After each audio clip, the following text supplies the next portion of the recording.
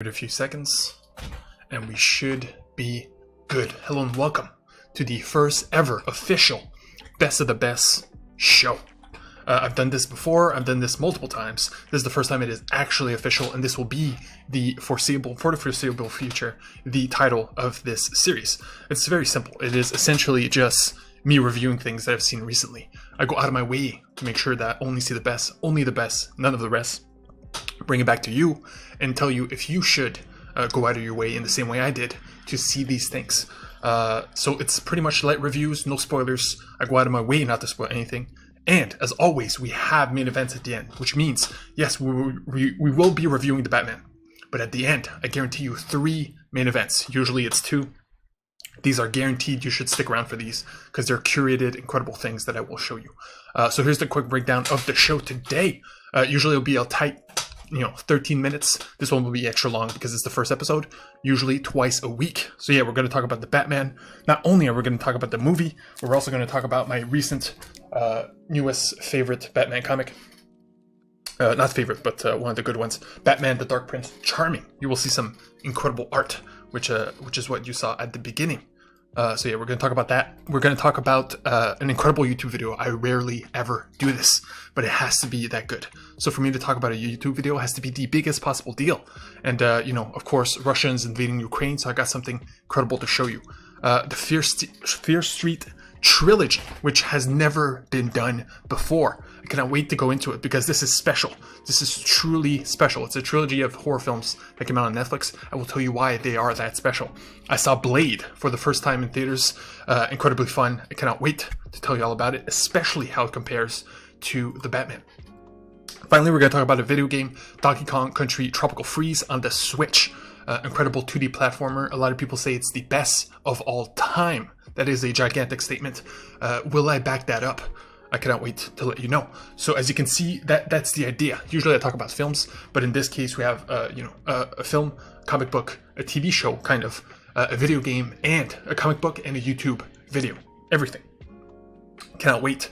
And then finally we have the 3 main events, one of which is a short 1-minute thing directed by James Gray with Leonardo Dicaprio. He never does small things like this. I have not seen it. I cannot wait for us to watch it together. That's Welcome Back Future. I got the thing I did. Every day I put a never forget either on Twitter or on the YouTube channel, which is, a thing you should never forget. Usually very specific, usually obscure. In this case, it is All Might's California Smash Punch from My Hero Academia. Cannot wait to show this to you.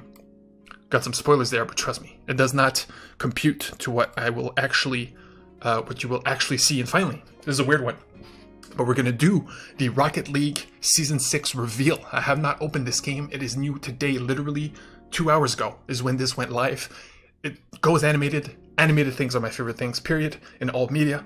So we're going to look at that together. That is also a big deal. So that's 3 very different main events. So it's a big show. We're going to be jumping around all over the place. So, bear with me, so to speak. We do have some graffiti in the background, and we're going to start with the heavy hitter. We always start with the heavy hitter. We're starting with the Batman. Here's where it gets weird in terms of review. Because I do not do spoilers. Because, if you were going to go see this, you would have gone already, or you're going within the next couple of days. Some people are going to see it twice. A lot of people are talking about it in great detail. I won't. But I will go to some specifics. Point is, this is simply put the darkest Batman film to date. Like by far, it's not even close. If you thought Batman Begins or The Dark Knight was realistic, this goes hard R in terms of realism. This is the idea of, what if Batman were real, and, what does that entail for the world, Gotham, etc., etc. And in that way, it is so dark. This is the opposite of fun. If the spectrum was Batman and Robin, which is ridiculous, colorful, over the top on one end, you have the Batman now, which is at the complete other end of the spectrum. I've never read a Batman comic that was this dark, although we'll see about that. Point is, you gotta be in the mood.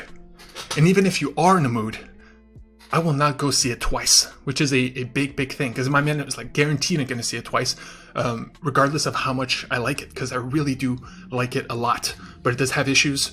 Most of the issues are well known. Most notably, it ends too long. It's 2 hours and 40 minutes, I believe. 2 hours and 50 with credits. That's brutal.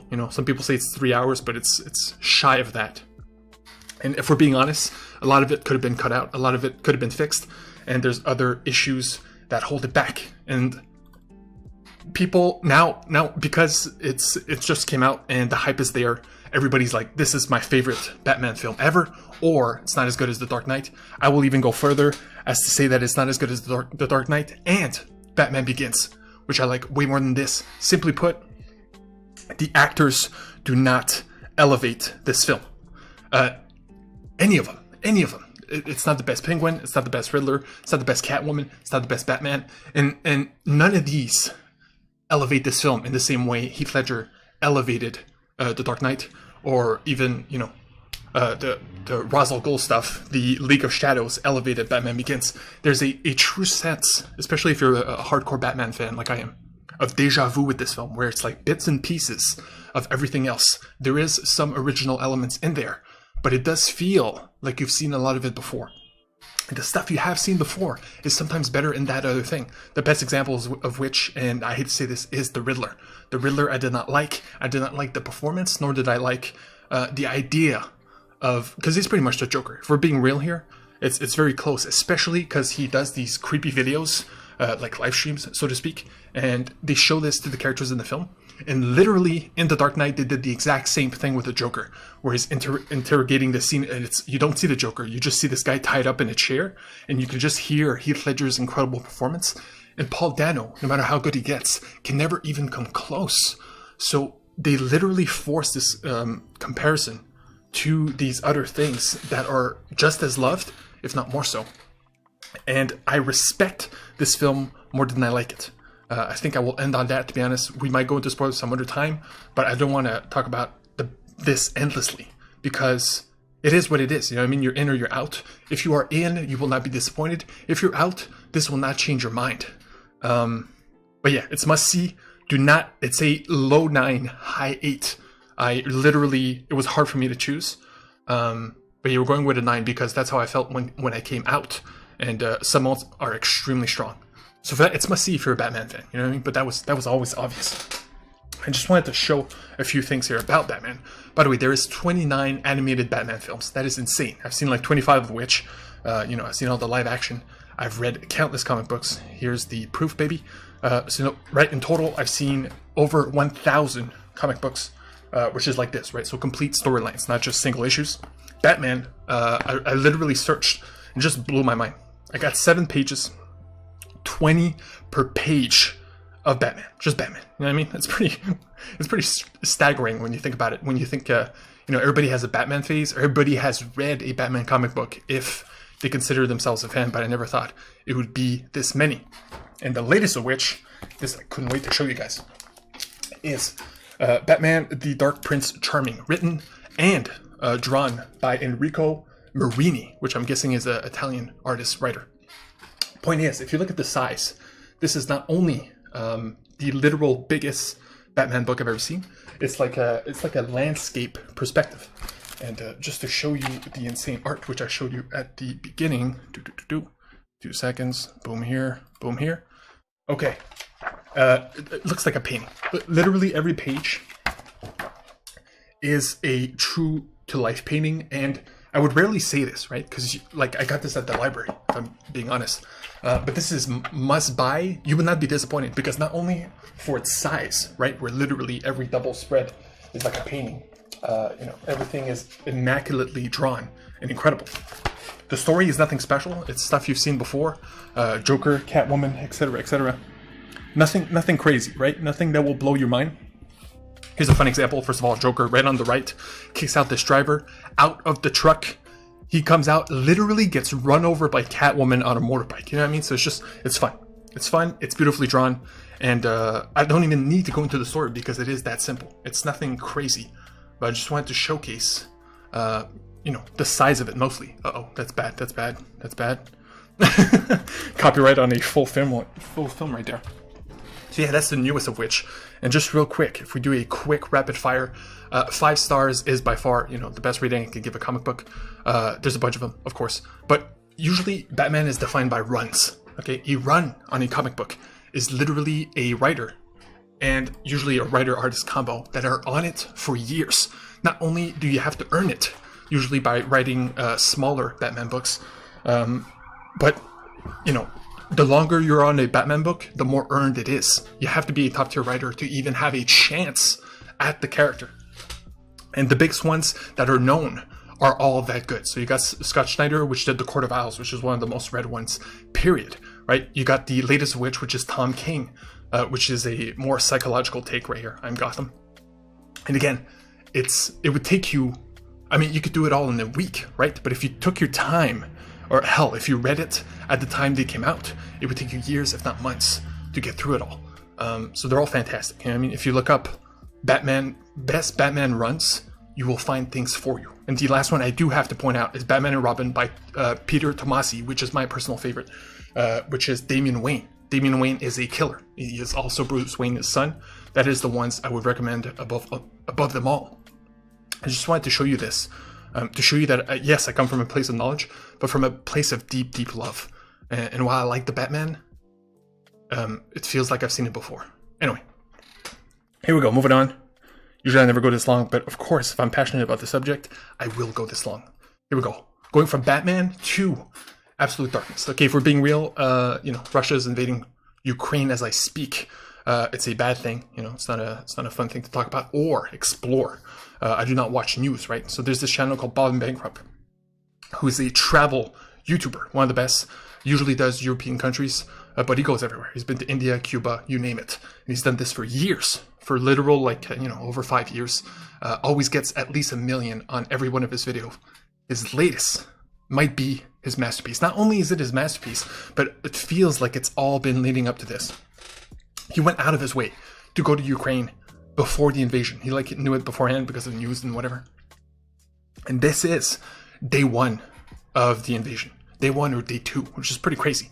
And like right now he's downtown and he's just showing like, look, it's super quiet. There's nobody, right? But you will never know that literally 3 metro stations away, like a 10-minute car ride away, there's bullets flying, there's people dying. There's war, literal war. It's pretty crazy to see the absolute silence in comparison to what the actual conflict really is. Same thing we hear. He goes into a subway station. Nobody. I've never went into a single subway station my entire life and seen no human beings. So yeah, you can see like people are fleeing, people are evading. You know, all you got is a toll booth person. Anyway, takes the metro. And of course, you see it in the title, leading Kiev on a refugee train. It is matter of fact here. You know what I mean? People are taking refuge in the metro station. You know, it shows you boots on the ground perspective on this war. And yes, it is slightly dark, but it's not like you're not going to see violence. You're not going to see blood. You are going to see panic. You are going to see people, you know, being, you're going to see the situation from a human perspective. That is invaluable. This is something you will never get on the news. You will get it from some places like Vice. Vice is very good with boots on the ground content. I'm pretty sure they're already there, but they're in the conflict. This is from a traveler, from a tourist, you know? And because he speaks so many languages, he speaks, anyway, you'll see real life heroes. You'll see real life, how this affects the actual people. And this has tremendous value in a way that I cannot explain. You know what I mean? More than the Batman, more than anything I will ever talk about, this video is actually important. So yeah, I cannot recommend it enough. Leaving Kiev on a refugee train, Ball and Bankrupt, 20 minutes. You will know more than you need, and you don't need more than this. You know what I mean? It's very special, very special.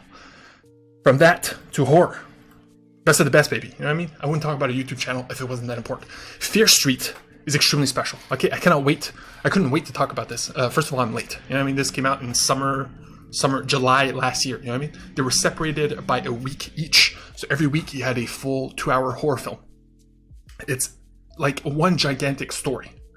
They could have split it up as a TV show. This could have been a 6-episode miniseries. I'm pretty sure they planned it out that way. Here's where it gets special. There's only a few of these things that exist in all film. There's literally like 3 examples. You have the Lord of the Rings trilogy, which was all film in one shot. The Hobbit trilogy, which same thing, same director, and one that is not even out yet, which is the Avatar sequel trilogy. Avatar 2, 3, and 4 were shot back to back, and they're going to release one every single year. And this has never been done for horror. This has never been done for Netflix. So it's big chance. It's very experimental. It's very, it takes balls. It takes like major cojones, not only to allow this to happen, but to do it in the first place, especially from a horror standpoint. All three films, I would say, are slashers, but they do have elements of other horror films. And because it is one big story, if you are not in, then, just watch the first one. If you watch the first one and you're like, no, I'm good, then you don't have to watch the rest. But trust me, as a horror fan, this is almost must-see, just because it's the only one that exists. It's the only trilogy that has been filmed in one back-to-back fashion that is this ambitious. The kills are great. The gore is incredibly good. Like, I was surprised because this is on Netflix. I would assume that they would try to protect the kids. They're like, okay, look, a bunch of kids are going to watch this because it's on Netflix. It's easy and it looks cool. It's called Fear Street. It has teenagers and kids in it mostly. But they did not shy away from the gore. If anything, it's more gory than most any other slasher you would watch. Like, it's more gory than Scream, which I saw 2 weeks ago and covered. So for that, I have to respect the ambition. Here's the one and only flaw, and it's gigantic because it literally holds the whole thing back, but it's so obvious. The flaw is because it's a bunch of kid actors. And I'm not talking 2-3 kid actors here. Stranger Things has like 6, right? You know what I mean? If you have 6 good ones, you're good. Here, they have like 20. And I'm talking 20 actual teenagers and or children under the age of 18. Oftentimes, they will get 20-year-olds that look young for their roles. This is not the case here. This is real teenagers. And look, kid actors are bad. They're not bad on purpose. It's just not a job that is conducive to quality when you're young. Like, the amount of actual good kid actors, you can count on one hand. It's pretty insane. And these are the names we know. These are the names that grew up that become actual real actors. So yeah, you have 20. You have 20. The law of averages means, and usually these are always bad actors, kids, in general. There's like 3 good ones. 3 out of 20 performances in these films are good. That means 17 are bad. And that's rough, It makes it hard to watch sometimes because, it's high stakes. It's like killers, people trying to be killed. And these kids have to act terrified, constantly in different settings. The first one is in 1994 involving malls, etc., etc. 1978 is in a campground, so it's a lot of camp stuff. And 1966 is the third and best one because it takes place in a entirely different time. So you have old-timey village, old-timey wardrobe, and old-timey English accents. Just actors doing that as an adult is hard. To change your literal dialect, like American accent to British accent, old-timey accent to current modern accent is extremely hard. So they're asking that to the kids, but it also brings everybody, it elevates everybody because this was the challenge. When they were doing, these shoots for these 3 movies in one shot, this was the challenge. This is what they practice, the old style dialect. And for that, mad respect. But again, the huge flaw brings it back. Scoring them all. First one's an 8. Second one's a 7, just because of repetition. That's still good. And the third one goes back to an 8. If you're a horror fan, these are must-see. There are obvious flaws, but the ambition makes up for everything. And these are must-see for horror fans. Very, very good stuff. That's Fear Street, baby. I recommend. Now, Blade. Very weird one. By the way, this show is interactive, right? Not, let's be honest, I have no viewers right now. That's perfectly fine. If there is one right now, love you, buddy. But the whole point is that, please jump in the comments. I'm here for discussion. I'm here for back and forth. Same thing with chat. And as I grow, as this show grows, as everything grows, I want this to be interactive. Trust me. Blade. Saw this in the theater. Here's what's crazy about Blade. Okay, it's 1998. This is pre-Spider-Man. This is pre-MCU. This is one of the first actual superhero films. Period. And let me tell you here right now, this is the coolest MCU character there has ever been. Spider-Man Tom Holland is not cool. He's just some awkward teenager, okay? Iron Man's kind of cool, but he's like kind of a rich prick. Black Panther is cool, but he has too much responsibility to actually be cool. You know what I mean? And even the ones that are, like Doctor Strange, you watch the latest Spider-Man movie, he's out here, like, he lost all his power, and he's in a bathrobe, like, sipping coffee. That's not cool. You know what I mean? But Blade, and I'm tossing this word around like it's fucking candy, but being cool is literally the hardest thing you could possibly be, because it's untrainable. It is unknowable. You see it, you acknowledge it or not. That is cool. Period. You know what I mean? It's something that is inherent in criticism. Like, a person that is cool doesn't know why they're cool. You know, they don't like, it's ephemeral. It's an ephemeral concept. And Wesley Snipes just kills it. It's crazy. If I did an actual tier list of coolest MCU characters, Blade is literally unbeatable. It's pretty surprising. But of course, this is an old ass movie. This is before storytelling was taken seriously in these films, which means it's extremely cheesy. It's extremely dumb. It has like dated effects. It has dated filmmaking, because this was done in the late 90s. But I want to show you something very special here. Okay, to back up everything I say. It has a Rotten Tomato score, which means most critics did not like it, right? But the beautiful thing about Rotten Tomatoes, which I love this so much, is that if you review this movie like I am now, today, it will officially count if you are known among the critics, which means this entire first page of critics are from past 2015, of a over 20-year-old film. So literally all of these scores, all of these reviews are modern reviews of an old ass film, just like I'm doing. The only two that are negative are from a 90-year-old man given the picture. This guy who I don't know, right? So that's 10 out of 12 scores here that are not only positive, but extremely positive, because this movie is extremely fun in its stupidity. It is cool despite itself, you know what I mean? And it's also R-rated. People complained that when Venom 2 was R-rated, even though I loved it, and now I understand, because this goes all in on blood, goes all in on gore, goes all in on swears, and baby, I like this more than the Batman. I'm not kidding.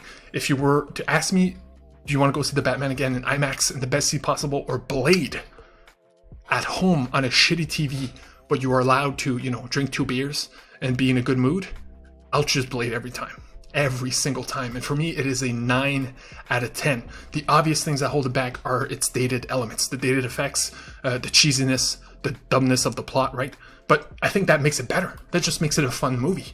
This is proven by everybody watching it recently being like, man, this shit is fun. Like, it's just straight up fun. And extremely cool, which is, again, something that is unquantifiable. So, straight up, Blade better than the Batman. But that's just coming from a place of fun, of enjoyment, fun factor of watching a thing. You know what I mean? Period. You won't have fun watching Batman. You'll be like, oh, that was cool. But for every cool moment, there's another moment where you're like, oh, that's a downer, or it's just simply not good enough. Like Paul Dano's performance as the Riddler. So yeah, just wanted to make that point clear. 9 out of 10. Everybody backs me up on this. Speaking of back me up on this is the last one, I believe, that we're going into the main events. I rarely review a video game, first of all, because they're too long. Second of all, because I'm going to try to stream these. This one I couldn't because it's on the Switch. Point is, Donkey Kong Country is a old 2D series from the Super Nintendo days that predates Blade. We're talking 1992 here. Okay, that a trilogy of classics. They're known for their incredible soundtrack, incredible graphics at the time. But, so they had a reboot on the Wii, which is Donkey Kong Country Returns. This is its sequel, Donkey Kong Country Returns, Tropical Freeze. On the Switch, it's the only one that's available. Perfect 2D platformer. Very specific here. Look, if you don't like 2D platformers, if you do not want to try one, don't do this. Don't do this, period. It's fine. If you're here for a story, play The Last of Us. If you're here for incredible graphics, buy something on PS5, right? But if you're here for gameplay, if you're here for some jumping, some platforming, feeling good doing so, going through beautiful locales, incredible music. I'm talking literally the best music in the business. This is not my statement. This is well known. David Weiss, creator of the soundtrack, creator of the original ones back in the 90s. It cannot be beat. Literally every top 10 soundtracks in the history of video games will always have this series on it. Always. And so not only does it back up the statement of this being the best 2D platformer ever made, and that's saying a lot. The only other modern recent one is Rayman Legends, which gets very close. And if you're going in the past, we're talking Super Mario Bros. 3, Super Mario World. It's better than that. You know what I mean? It's very special. It's not perfect. Like, it has small flaws that you would only know if you know the series. And of course, it is what it is. If you do not want to play what you're seeing, don't play it. But if you give it a chance, it has immense reward. It is as satisfying as anything. It is as beautiful and as it's juice for the senses. You know what I mean? It's just good vibes. And yes, it is difficult. yes, it is a challenge. You know, it's a demanding game in the same way Elden Ring or Dark Souls would be, just in a different context, in this case being a platformer. But the rewards are just as substantial and as worth it. So Donkey Kong Tropical Freeze, and I'm serious about this, games would scale on a 20 scale, which means I would score at 9.5. But here, we're stuck with 9 or 10. We're going with 10. Because I cannot deny the fact that it is the best 2D platformer ever made. For now. You know what I mean? Big statement. I back it up. The industry backs it up. And so that's Donkey Kong Tropical Freeze, man. Cannot recommend it enough. Fantastic game. So we are. We're at the main events, baby. This is what it's all been building up to. I will always have this at the end, making everything I say worth it. Because, you know, if you don't give a shit about the Batman, Blade, Donkey Kong, like, who cares? Why watch this, right?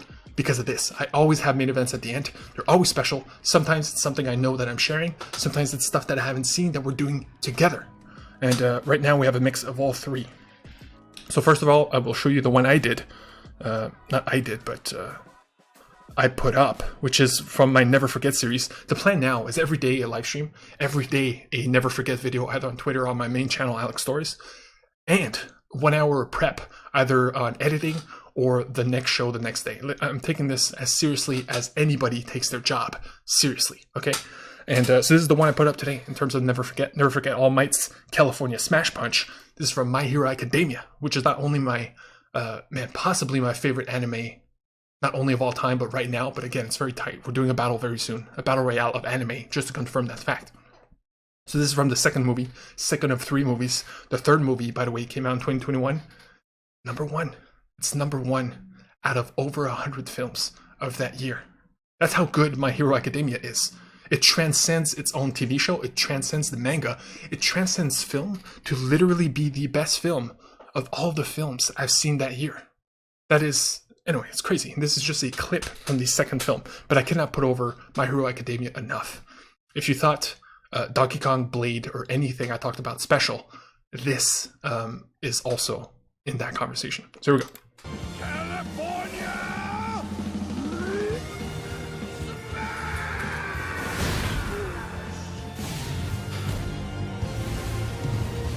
So All Might is essentially the Superman in this world, and our main character is pretty much his descendant.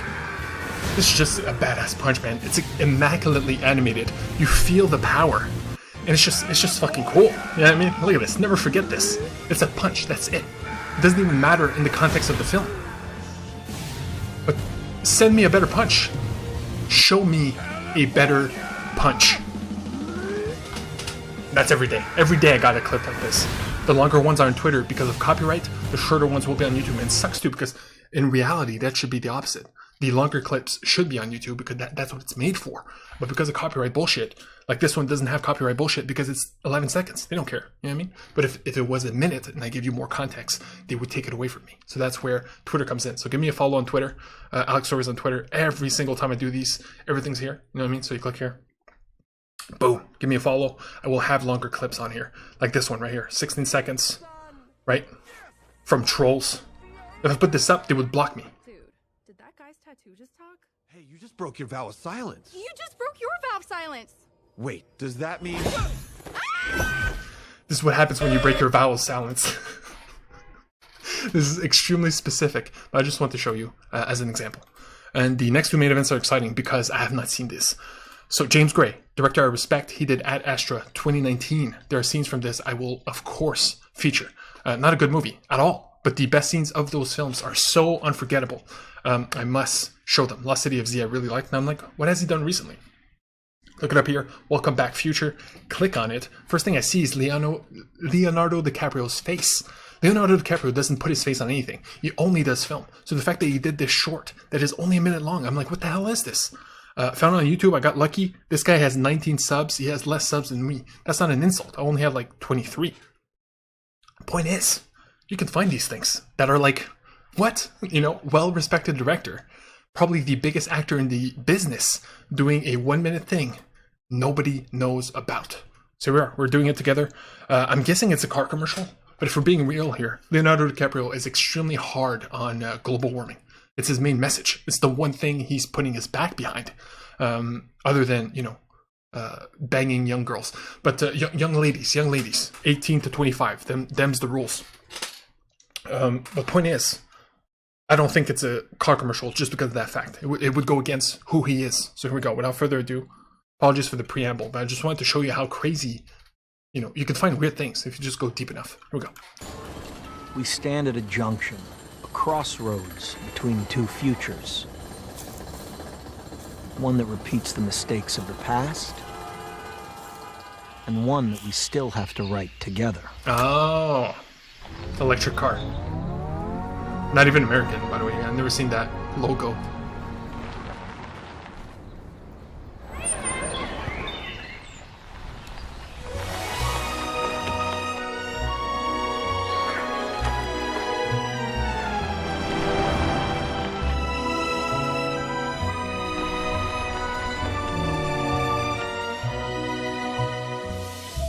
Welcome back, future. All right. I'm guessing it's a European brand. Fiat. Okay. So yes, car commercial. But if we're being real here, yes, well directed. Especially this opening shot here where he just walks in. It's extremely cool. I don't know how they did it, but come on now. You know what I mean? Mad respect for this. This is cool. But yeah, that's that. You know what I mean? Was it good enough? I don't know. I'll give it a 6. Because other than that one shot at the beginning, the rest doesn't have value, right? We'll forget this the second we're gone, right? But it's still cool that it exists, and that's pretty much it. Got nothing else to say. It's 50 seconds. Come on now. Finally, the last main event today, and to me, my most excited. Rocket League is a game I play almost daily. It's my podcast game. That's the last thing I streamed, and they have new seasons. So Fortnite has new seasons. Every big game like this has seasons. So you pay to have access to a battle pass, which gives you exclusive items for that specific amount of time. So for like 4 months, you get all these items. The more you play, the more you earn. So yeah, season 6 just literally came out 2 hours ago. It is animated base, which is insane because animation is literally my favorite thing of pretty much everything, which is a gigantic statement. But that includes anime, films, TV shows, etc., etc. And I was willing to give this game up. I was going to give it up because I'm putting way too many hours in this game. I'm close to 1,000. But baby, there's one thing that could get me back in. It's an animated season. So here we go. Just to prove that, like I haven't seen this. We're doing this together. I'm showing you this together. Give me diamond? Yeah, baby. Give me that diamond. So we should have looked at that, actually. Anyway, so they give me all the old stuff. I'll take it all. Thank you. My God, there's a lot of stuff here. Don't know why. My God. How much do you have? What the hell? Okay.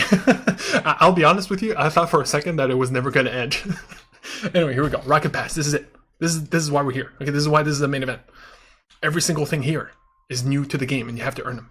So new car, pretty cool. We're reacting in real time. Like I have high expectations, but it's also like I know what I'm expecting, right? Yes, it is animated, but it's not like it changes the whole game. The fact that this isn't animated, other than the eyes, is a letdown. Okay, give me a sec. I'll put music back because it would help the situation. There we go. Okay, here we go. So boosts, goal explosions, and wheels are why we're here. See, like this is a trail. It's not a boost. This is when you go super fast. Okay, this one's cool because it is animated. The question is always, will I put this on? Because there's so many good ones that you'd be surprised how many good ones like this I will never use. Okay, these are cool because they're songs. So when you make a goal, this will play. So this is like your anthem every time you do a goal. Pretty good, but I would never use it. Yeah, kind of cool if you have a good color. Banners show up, same thing when you do a goal. So yeah. Helmets are nice, but you'd be surprised how many most people choose not to. That's a good one. It's a good one. Paint job. Like it. There's 70 of these, so we'll be here for a bit. But again, the farther you go, the better these things become. Okay, we can barely hear these, so I won't stop on them. I would have to pause the song that's playing. No thanks. Oh, these are special. These are an actual type of paint, like a matte or a glossy. So yeah, nacho. Same thing. We never use button, you know what I mean? Just a bunch of buttons. By the way, so far, I'm pretty disappointed. But again, we haven't gotten a goal explosion. Those are the big ticket items. Those are what you are trying to earn the entire time. We're getting there. There should be two. There should be 2 exclusive gold explosions. The fact that there isn't one so far has me worried. Okay, we're halfway now. Same thing, we never use. Okay, this I like though. Monster, pretty cool, pretty cool. What else? Fuzzle. Alright, alright. Must be hard for the artist to come up with new ones like this every time. Okay, we're almost there. Okay, another song. Pretty good, pretty good. These are chill. I'm finding out. There we go. But again, it's not the paint job, it's the car type. The fact that it has the mouth and the eyes. You know what? I might give this game up, after all. Because so far, I'm not impressed. I almost feel bad that I put this as a main event, but again, it's about the gold explosions. Okay, this one's pretty cool, but it seems only for the van. Ooh, here we go, here we go. Yeah, that's just weird. You got like baby fish on your wheels at all times, you know? They're popping. I always felt weird about the caviar. Watercolor, kind of nice. Ooh. Too scary, okay? I mean, they're ugly, right? But they're unique. I could see myself using that. Oh, no boost. Still no boost, no goal explosion. This is worrying, to be honest. Okay, here we go. This is what I'm telling you. Boosts are like #1 items. Dream Beam, example, you earn specific colors. So, trust me, I've seen better, but it's not bad. What's this? Okay. Oh my god. There has to be at least one goal explosion. Dear Lord. Okay. Look at these shitty wheels. You know what I mean? You have to throw some shitty things in there just because you have to have 70 new items, period. At least. Ooh. See, this is what I'm talking about. This changes things. You know what I mean? If you have a car like this next to other cars, it stands out. This is top tier. Top tier. You know, gotta be honest about the good ones as well. This one's just weird, you know what I mean? Because it affects your visibility. Like, it looks like it's in 3D, right? The numbers. But yeah, here we go. This is it. Okay, it's cool because it sucks the cars in. There's others that do this, where usually it's rockets that make you explode. There's a dark hole that does the same effect. Man, but you could see that even if you have different colors, it's good, but not good enough. I gotta be honest. Not that impressed. Still cool though. You know, respect where it's due, and that's it. This is your big reward. Number 69, literally the number is your goal explosion. So I'll be honest with you, I think I'm gonna give this game up. And I did not expect that would happen. But just goes to show, you know what I mean? If I'm gonna shit on the Batman, I gotta be fair and shit on Rocket League. When it does let me down in ways I did not expect. So that's your show, baby. So the best of the best show will be twice a week-ish, usually tighter, usually shorter. Always gonna have incredible main events like you just saw. Even the ones that don't hit, there's always gonna be a big difference between each. If I'm not live streaming something specific like a show or a battle royale, which is coming up, it will be a game. So there'll be a ton of random games. Whenever I don't have anything, I will literally play a new game. I will stream it, and the ones that hook us will hook us. But trust me, I have over 1,000 games, so I will never run out. Period. Tomorrow is another best of the best show. Not only that, but it's as big as this one. This one was big because of the Batman. It's a big deal. Tomorrow's is big because it is the Oscar 2022 catch-up. I literally seen all of the Best Picture nominees, 10 of them. I will rank them. You will know if they're worth watching for you. And to be honest, not really. There's not. Usually, Best Pictures are must-see in terms of perspective, but trust me, they're never indicative of the actual best films of that year, especially from a personal standpoint. But yeah, so we're going to talk about the nominees. We're going to talk about best performance, and we're going to talk about the short films as well. I've seen all 10 short films, 5 live action, 5 animated. So yeah, we'll tell you if you should go out of your way to see them. But still, ranking all of the best picture nominees is a big deal. So come back for that. And if not, I got 2 battle royales so yeah, 2 days from now, battle royale round 1 of Western animation. 12 shows, heavy hitters like Maya and the 3 on Netflix. We're going to talk Rick and Morty season 5. We're going to talk man, there's too many off the top of my head. I'm losing them all. Point is, the day after that, same thing. Battle Royale round 1 anime. 12 anime shows, the best of the best of 2021 that I missed out on. We're going back and we're checking them all out. And sorry, I wish I had a better background than this. Let's put this on. But yeah, 12 anime shows. We're talking heavy hitters here. Jujutsu Kaisen, which I haven't watched yet. Demon Slayer Season 2.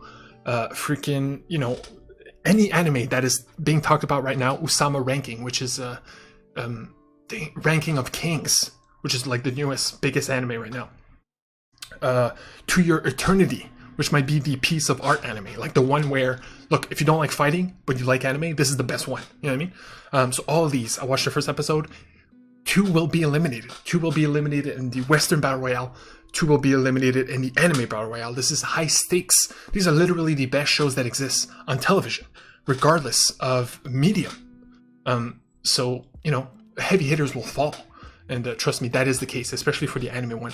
And then, of course, round 2, round 3, round 4, until the end, where we're going to end up with probably 5 shows on each side, which we are watching thoroughly, which I will cover on this Best of the Best show.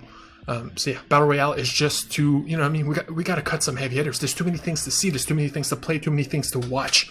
We got to make hard cuts. And I will show you exactly how, and, you know, how there are all different, which ones you should see, period.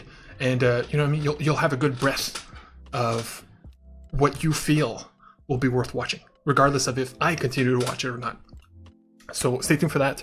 And then, of course, we're going to stream some games. We're going to stream some reactions to stuff like we just did just now.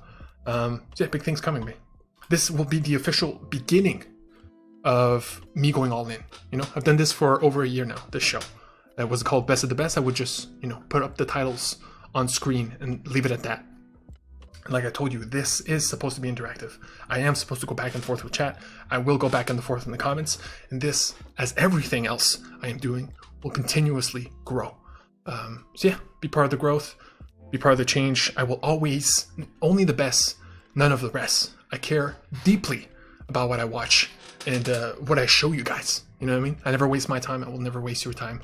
That has always been the plan. I am but a funnel that takes all of these things in and I bring it back to you to show you not only the best ones you should see, the ones you do not know exist, but, you know, if it's for you or not.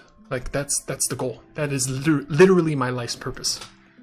So join me in that, and promise I won't let you down. Just like all these things that I talked about today hasn't let me down. Love and respect.